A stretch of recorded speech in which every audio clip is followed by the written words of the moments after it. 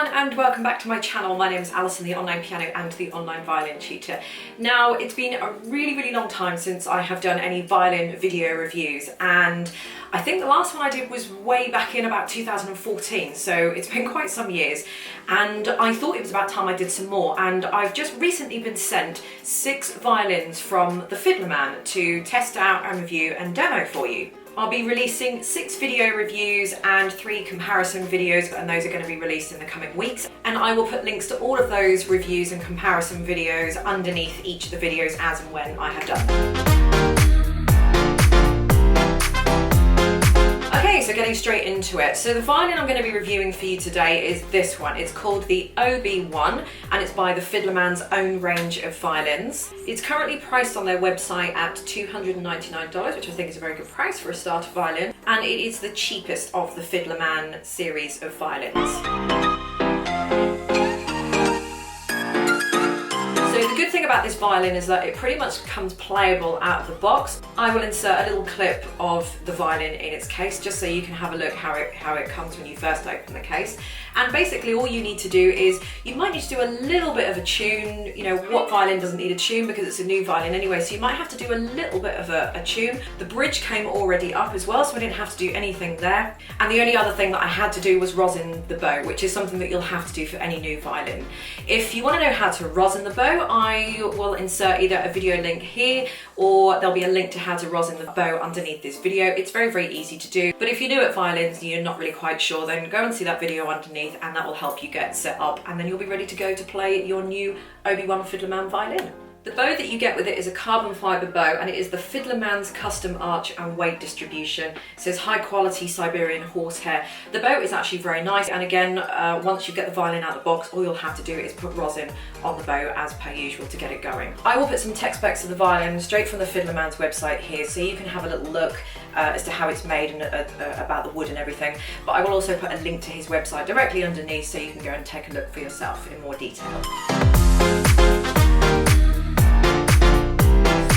Going to demonstrate a few pieces on the violin so you can hear how it sounds. And I just want to point out before I do this, I haven't done anything to the violin. Literally, I've taken the violin out of the box, I've tuned it up as you usually would, I've applied rosin on the carbon fibre bow, and that's absolutely it.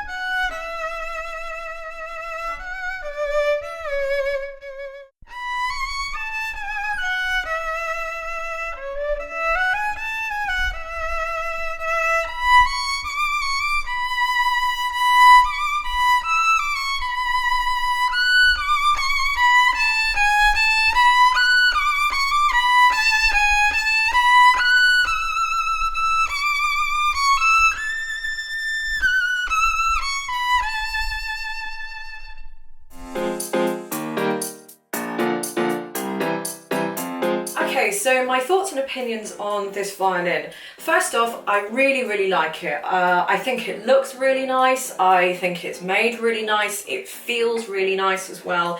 You don't get that kind of horrible feeling when you get the violin out of the box, because you know the other ones are so much cheaper looking and just cheaper feeling as soon as you pick it out of the box. There's something really quite nice about it, and you can certainly tell there's been a fair bit of craftsmanship going on with this as well. You know, everything just looks straight, everything looks nice. It doesn't look like the manufacturing process has been rushed in any way. Usually you can tell by the peg box because the pegs don't kind of fit very nicely, or it just all looks a little bit shoddy, but it looks very, very nice. The scroll looks very nice as well. You've got a nice tailpiece with 4 fine tuners as well, which is great if you're starting out because you're going to need to tune the violin, and having tuners on the violin is just so much easier. So yeah, overall I really like the violin. It's a 2-piece back, which for this kind of level of violin isn't going to make a slight bit of difference between a 2-piece back or a 1-piece back. A 2-piece back is just easier for the manufacturer to make the violin, but really there's no scientific evidence to prove that a violin sounds any better with a 1 or a 2-piece back. With the entry-level violins, they are just violins, but they come with a lot of problems.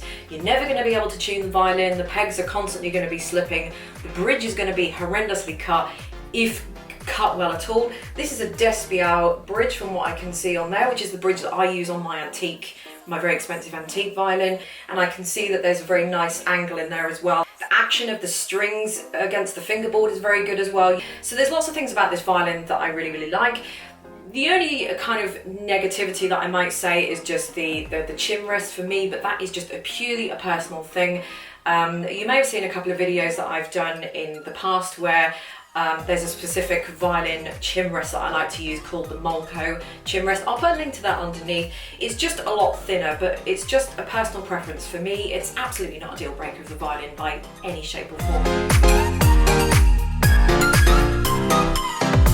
So in conclusion, I would say that this is a lovely violin. This is a violin for beginners. This is a violin for those of you that are starting out, your first ever violin, where you don't want to buy something so cheap that it's going to hinder you. The cheaper the violin, the worse it's going to be, the harder time you're going to have learning to play, because everything about the violin is basically going against you. So if you want something decent right off the bat that you can actually get going with properly, and you're not going to have to upgrade for, you know, a fair good while, then I think this violin is going to be for you.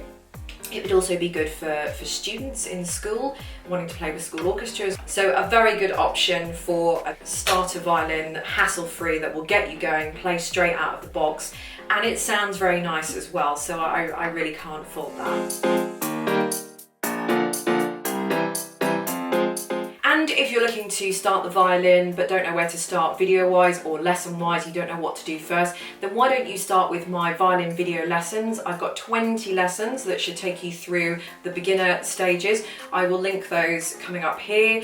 They come with videos and books and free PDF worksheets that you can print out. I will also link them directly underneath as well. So it's a very, very good course to get you started with everything you need to know, and you'll be playing in absolutely no time at all. So thank you very much for watching, and I will see you in my next video. Bye.